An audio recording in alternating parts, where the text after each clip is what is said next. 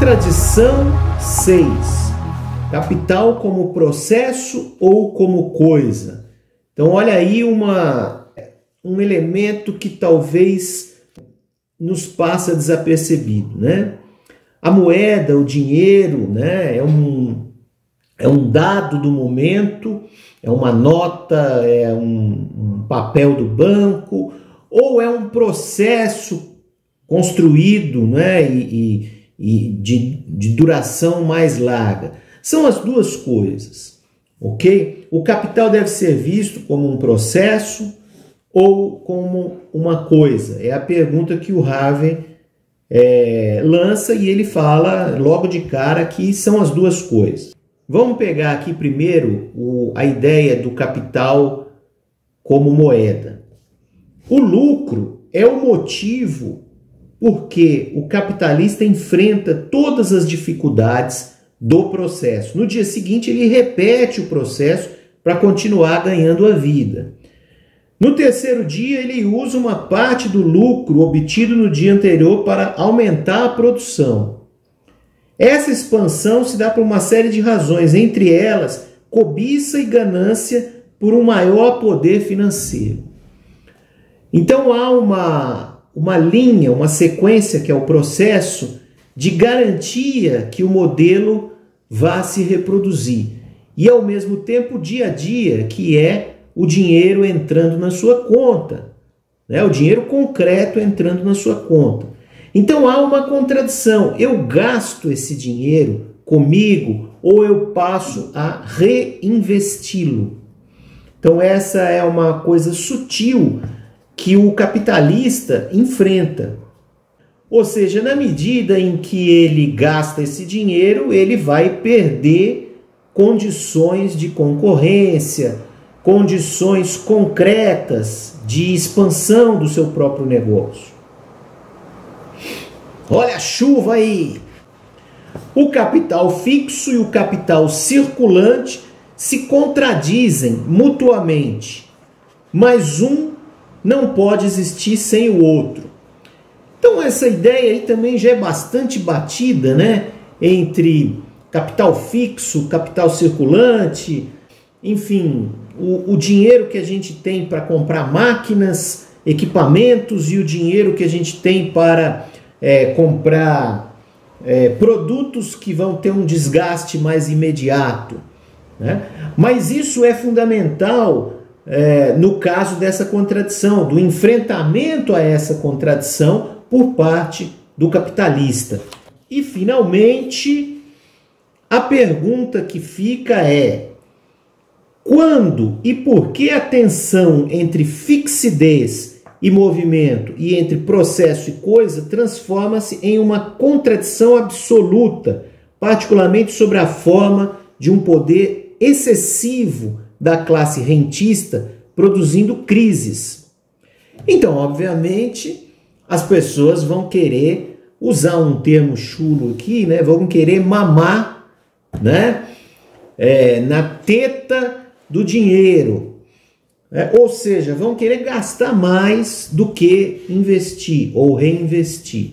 Então, isso, obviamente, vai gerar crise. A história do capital está cheia de casos de booms e crashes, em que há forte implicação da contradição entre capital fixo e capital circulante, entre fixidez e movimento.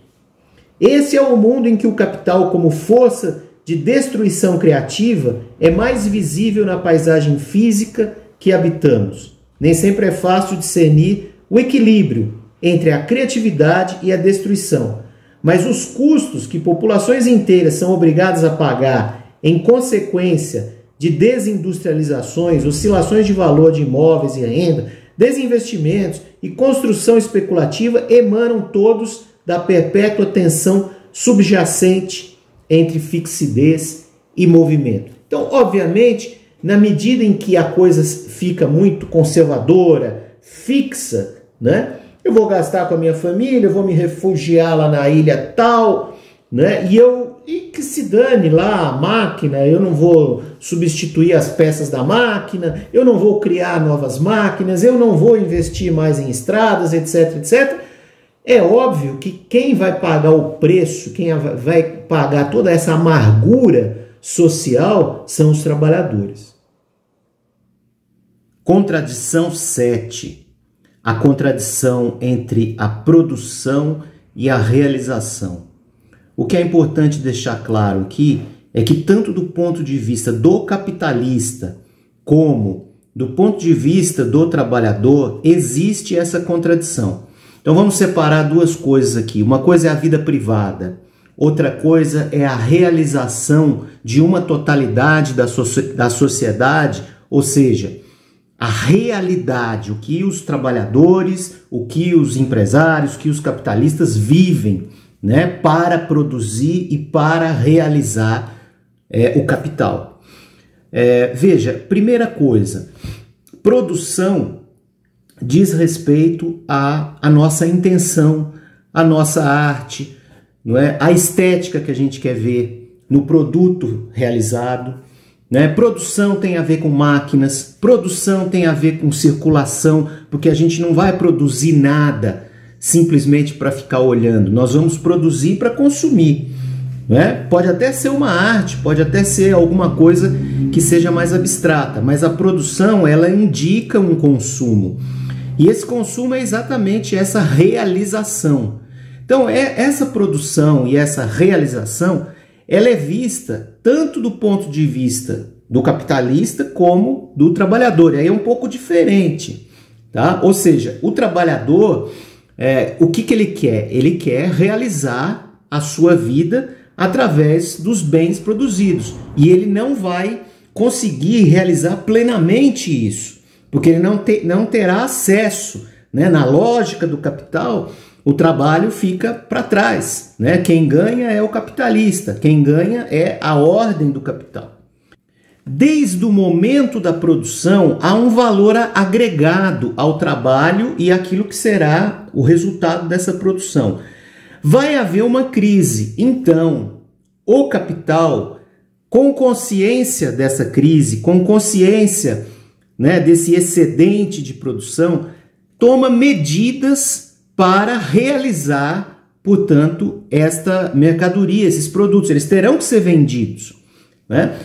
E o que acontece quando eles não são vendidos, quando não há condições dos trabalhadores comprarem esses produtos? Então, há financiamentos, né, há políticas sociais de incentivo para que, né, o consumo, esta necessidade mesmo, né, de produzir e consumir seja realizada. E aí os capitalistas, o capital como um todo, não propõe medidas. Bem, aqui eu vou extrair uma citação que o Harvey faz do Marx, que vai ficar clara essa ideia.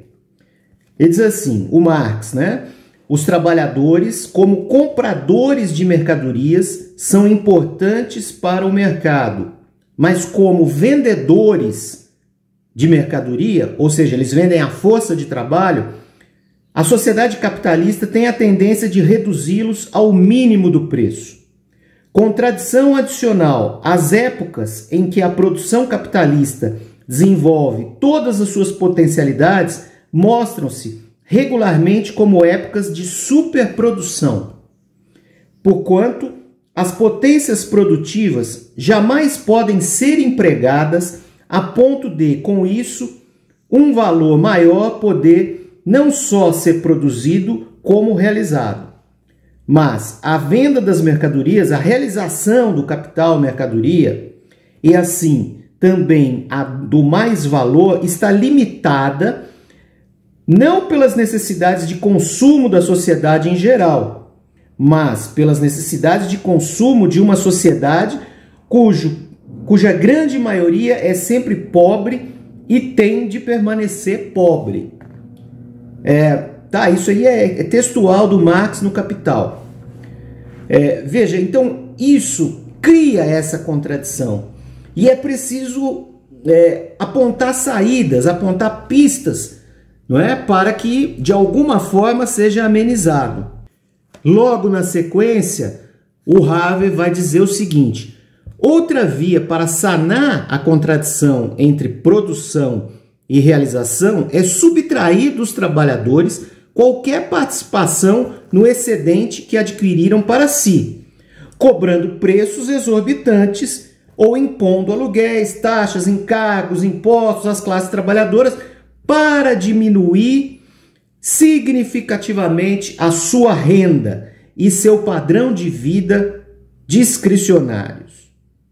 Isso também pode ocorrer pela manipulação da renda social, de modo que os ganhos obtidos como aposentadoria, assistência médica, educação, serviços básicos, podem ser reduzidos como parte de um programa político de acumulação por expoliação. Então, como o capital tem todo esse poder, ele manipula, ou seja, tanto do ponto de vista da produção, como do ponto de vista do consumo, da economia. Então, os preços são equilibrados, porque mesmo que se você aumenta o salário aqui, né, esses preços vão subir e vai equilibrar. Né? Ou então, se você diminui o salário aqui, né, vai ficar na mesma. Ou seja, o trabalhador ele tem muito pouca chance, entre aspas, né, de subir na vida. Tá? Ou seja, ele vai ter que fazer um esforço adicional, porque se for depender dessa lógica do capital, ele não tem mais nada, ele vai ter só a sua força de trabalho. Tá? Independente aqui do valor do salário, né? Aquilo que o Bem-vindo Siqueira falava, os pobres de direita, tal, o salário pode ser alto.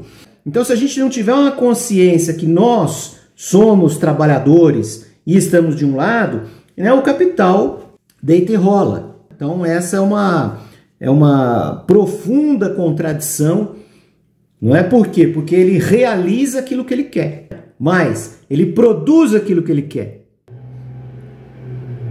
Como complemento final desta contradição, David Harvey aponta duas questões, uma relacionada ao livro 1 do Capital e outra relacionada ao livro 2. Então veja, no livro 1, Marx vai ter uma tendência de fazer a análise da produção. Tá? E no livro 2, ainda que num esboço, né, porque o livro não foi terminado, enfim, ele começa a entender e a pensar essa realização do capital. E aí tem esse jogo de contradição.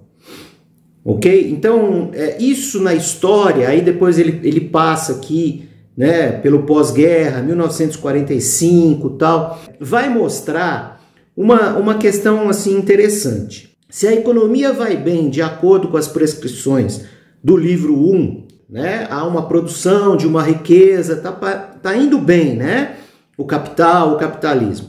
Ela vai mal do ponto de vista do livro 2. Então o que acontece? Quando o produto é jogado no mercado, os produtos, a ciranda, né, das mercadorias, a ironia é que os trabalhadores assumem todo tipo de custo. Né? E além do mais, um amplo exército de reserva de desempregados não é uma fonte crescente de demanda agregada. Ou seja, o capital não vai se realizar, né? Não vai conseguir vender tudo. Do mesmo modo que os salários decrescentes, aquilo que a gente já falou, os trabalhadores não vão ter, né, bala na agulha, não vão conseguir realizar. Nesse momento, e aí foi no pós-guerra, o Estado passou a ter uma intervenção, o Estado capitalista passou a ter uma intervenção que ficou chamado lá como Estado de Bem-Estar Social. O Harvey vai dizer, se aproxima mais das prescrições do livro 2 do Capital. Isso aí está na página 82 e 83 do livro do David Harvey.